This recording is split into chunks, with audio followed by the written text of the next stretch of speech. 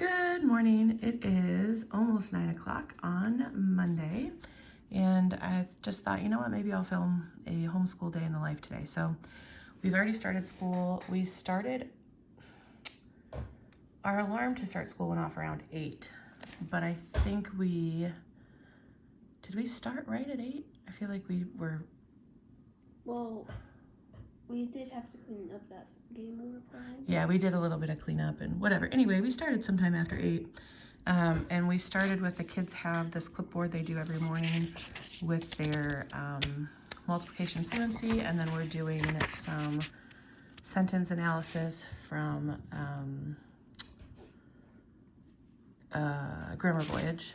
So they do this every morning. So they did that, and then they started on their first subjects. My daughter had history. We've switched our schedule around a little bit, but so while she was working on history, my son was working on his math, and he did the textbook, and now he's moved on to the workbook. And then my daughter is doing Curiosity Chronicles, snapshots of modern history. And I have decided, I started last week doing it with her, just to get so I can be more of a support, because I don't know all of this history.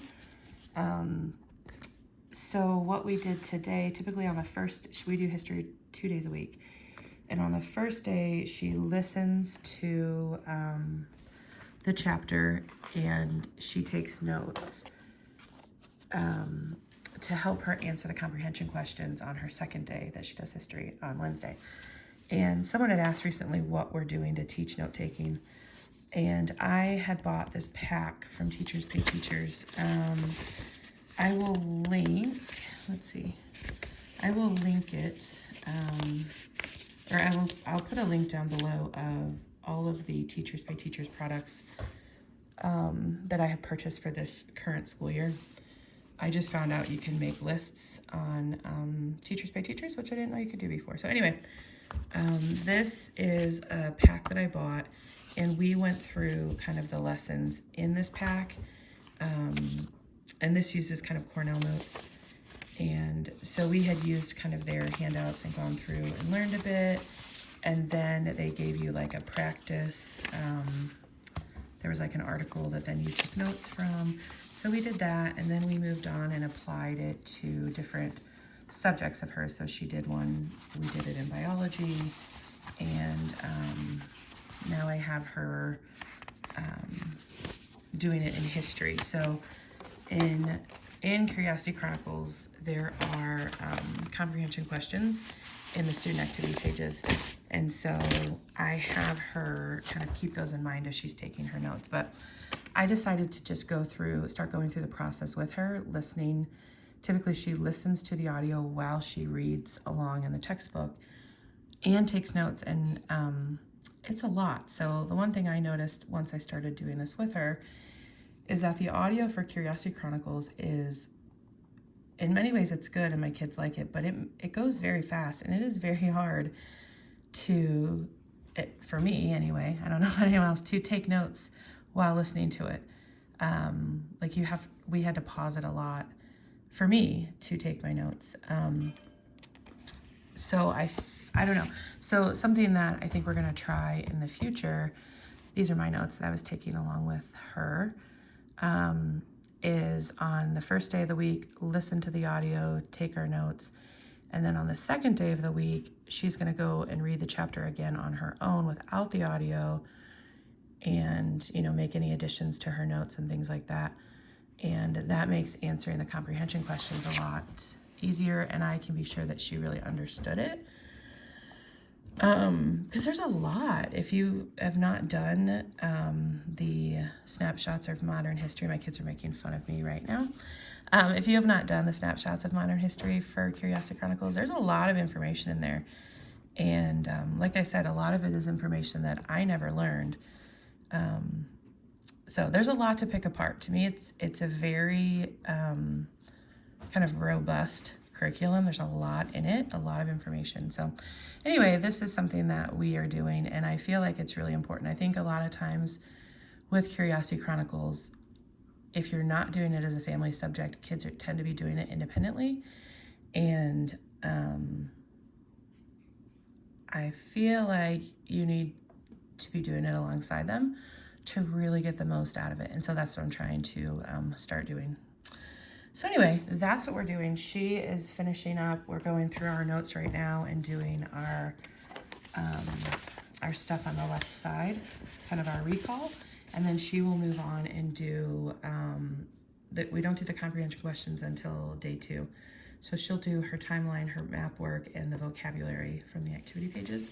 So she's gonna finish that up. My son is finishing his math, and then we will move on. So how many grams are in a kilogram? 1,000. Okay, so how many grams are in 5 kilograms? 5,000. Okay, and then 2 grams. So 5,002. Okay, so my daughter is done with her history. She also did her 2 pages in Gamma, and now we are moving on to her math of competence, and we are moving on to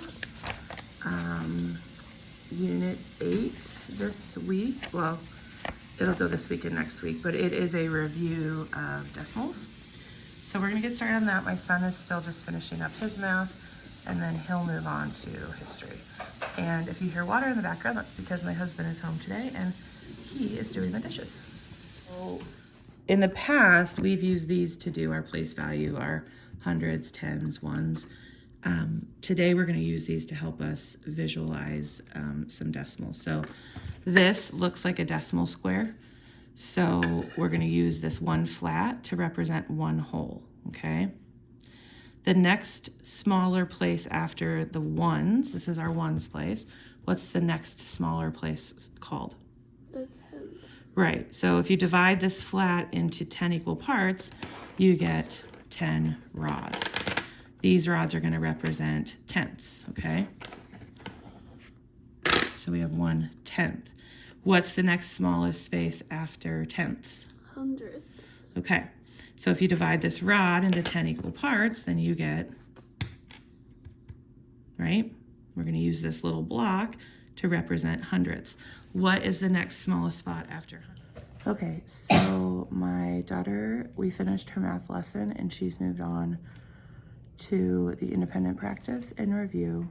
My son just finished his math and he's moved on to history. I'm going to check over, well, I already did check over his math. He has 2 corrections that he's going to have to make, which we'll do after history. Math for him has actually been going really well lately and very at a good pace, but we're having a lot of focus issues today, so it took an extra long time. So anyway, that's kind of what's going on.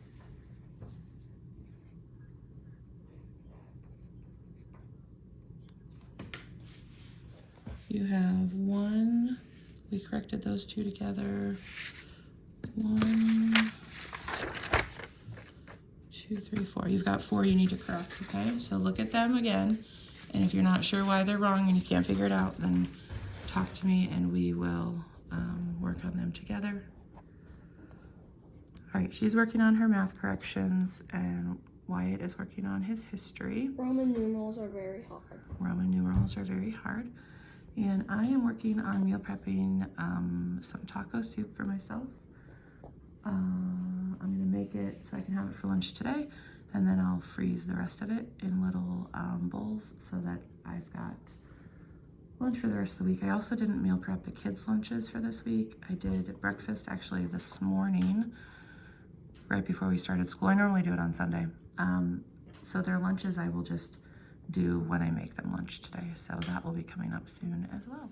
All right, I need ground turkey breast for dinner tonight and I need it for my soup. So I'm gonna go ahead and brown up both pounds. I also put lentils in my taco soup, and Walmart was out of canned lentils last night, so I am making some dried ones. So that's what I'm working on.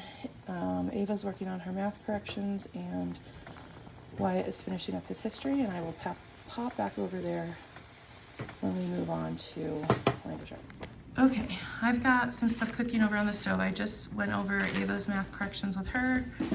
I'm going to check Wyatt's history, but now we are moving on to fix-it grammar. So I'm going to go through the lesson pages with each of them, and then they will do the page on their own. So that's what we're gonna do right now. Okay, so an adverb clause is a group of words that begins with a www word and contains a subject and a verb.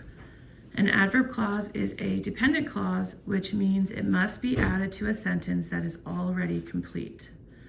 So back in week 8, you learned that an adverb clause begins with a www word, okay? If there's not a subject and a verb after the www word, then it's not an adverb clause, okay? All right, we place parentheses around the adverb clause and we write AC above the www word. Write V above each verb and S above each subject. They already did that. I know, they already did that, but you can see an example of how it works, okay? So we have the list of words that usually begin an adverb clause, and then we have the list of words that usually begin prepositional phrases. But it can also start a prepositional phrase, which we have before the fight. Before the fight is a prepositional phrase.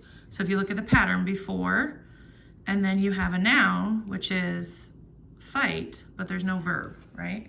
So that's why it's a prepositional phrase and not an adverb clause. Does that make sense? Okay.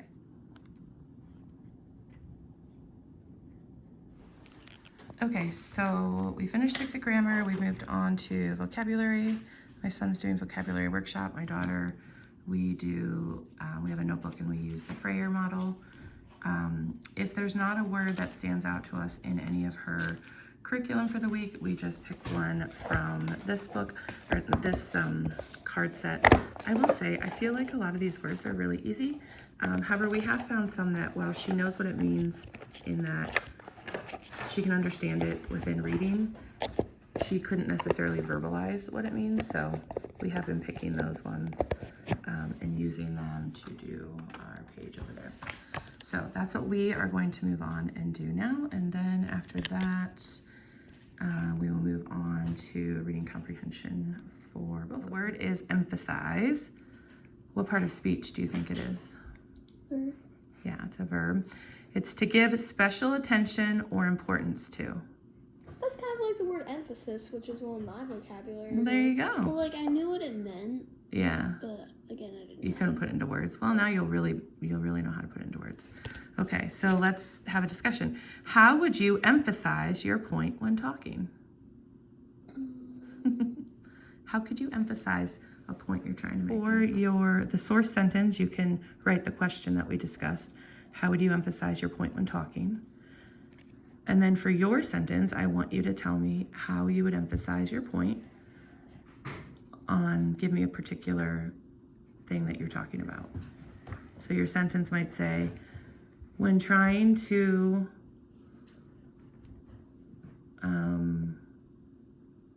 emphasize my point that I should be able to stay up later than Wyatt, comma, I, XYZ, okay? So your sentence that you create will answer the question. Yeah, what's the other? Then you need to write the definition. Did you do that yet? Oh wait, I actually. You wrote the definition somewhere else? No, I accidentally wrote emphasize. Oh, okay. So we need to write the definition, then we need to talk about characteristics, and then examples and non-examples. Can you think of an example? I know I might, one example could be putting words in bold that I want to draw attention to. That would be an example of emphasizing. Okay, I added in reading comprehension for both kids. My son was already doing this as part of his Friday work, but I've added it in daily for both the kids. They don't make 7th grade, so I'm just having my 7th grader do the 6th grade because it's just for practice and review. I don't really need her to learn new strategies. I just want her to practice. So that's working fine. And then, yeah, so I just have the pages marked. They do 1 page front and back per day, and then they do the review pages as part of their Friday work. So we're gonna move on to that. I got my soup all put together. So it is heating through on the stove now. And I'm gonna go ahead and I cooked the ground turkey that I needed for dinner. So I'm actually gonna go ahead and mix everything that's gonna need to go with that. We're making these like meat, or a version of meat pasties from, what state did we do on Friday? Those were from? Montana. Yeah, those are from Montana. So that's like the filling. So anyway, I'm just gonna go ahead and get that together. Yeah, I'm gonna go ahead and get the filling together, and then at dinner time, I'll just have to make the dough for the outside part. So anyway, I'm gonna do that while they work on this reading comprehension, and then answer any questions they have as they're working. Okay, we'll go ahead and answer your questions then. Okay, this is done. Just gonna simmer until lunchtime, and then after lunch, once it's cooled, I'll put it into meal prep containers. And then I also did all the dishes, and then the filling for the meat done and in the refrigerator. And now I'm gonna hop back over to school.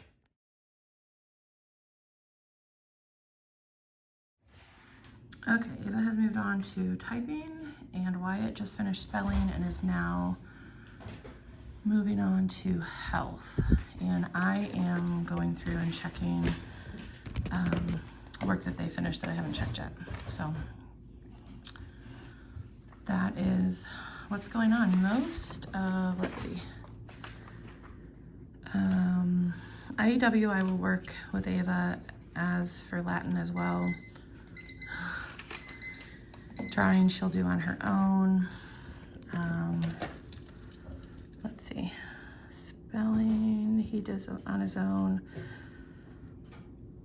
Health he'll do on his own. So the only thing that I will need to work with him on is IEW, and probably check in on Hearth and Story, and then the rest he doesn't need me to lead. He can do on his own. So that's where we are right now. It is, I think, 11:15. Alexa, what time is it?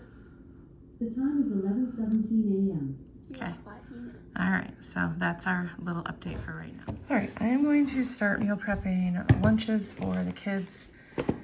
Normally I do this on Sunday, but I didn't yesterday. So rather than putting them into individual meal prep containers like I've done in the past, more recently, I've just been getting everything into individual portions and putting, I have basically a lunch bin in the fridge, and then when it's lunchtime, they get their plate and they go to the bin and they grab one of each thing that's in there. So I'm just gonna go ahead and make up some peanut butter and jelly sandwiches. Put the carrots in bags. They'll have a cheese stick, they have a Cliff Bar, and they will have applesauce, but I just realized I forgot to get applesauce, so they only have one. So one of them will have an apple and one of them will have applesauce today, and then I'll pick up more of these when I'm out today and add them to the bin later. So Wyatt moved on to Hearth and Story. He's in reading his book, and Ava is finishing up her typing. Hey there. Would stand out as quite different from our 1993 society. How is this true? Okay, I'm wrapping up lunches. I'm getting everything put in this bin for the fridge for the rest of the week, and then I'm putting today's lunches on their plates.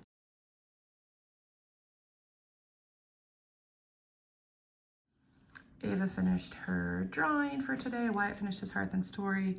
So they are going to eat their lunch now and likely work on something else while they eat. Okay, I finished my soup. I just have some Greek yogurt on top and some cheese. And I'm gonna put some tortilla strips. Ava's doing her Latin, and Wyatt's eating his lunch, and we are going to work on his writing. Whenever there's a fire, the most important thing to do is stay calm. That's what Kevin and Scott's mom did. She didn't panic, and it saved their lives. In this lesson, you can finish your story about a fire. Okay, but before we do that, let's go ahead and read about the new style, which is because clause. Have you gotten to these in Fix It Grammar yet? I can't remember. No. No, okay. So it's time to learn another kind of dress up. The next one is easy. All you have to do is add the word because to a sentence and then add a reason. Below are a few sentences from the first part of the story. Can you add a reason after each because? Sometimes you have to make something up. In other words, if the story doesn't give enough information, you may add your own details.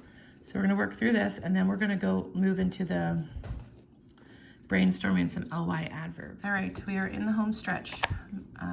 My daughter finished her Latin, so I'm going to go through and check this. And then my son is he's still finishing his lunch and he's working on his IEW writing. And then he's done. Apparently he did his piano workbook. I don't know what I was doing, but I didn't see it. So I did it after vocabulary. You were over there. Oh, I was cooking. Okay, so yeah, so once he finishes writing, then he is done. And then my daughter is moving on to do IEW. We alternate between IEW and Lightning Literature. So this week is IEW. We're on week 15. So we're gonna go ahead and start. Luckily, the video today is only 23 minutes long, I think. Because this is her last thing that she has to do then. So we're gonna move on to that. So there's your book. And we'll get started on the video.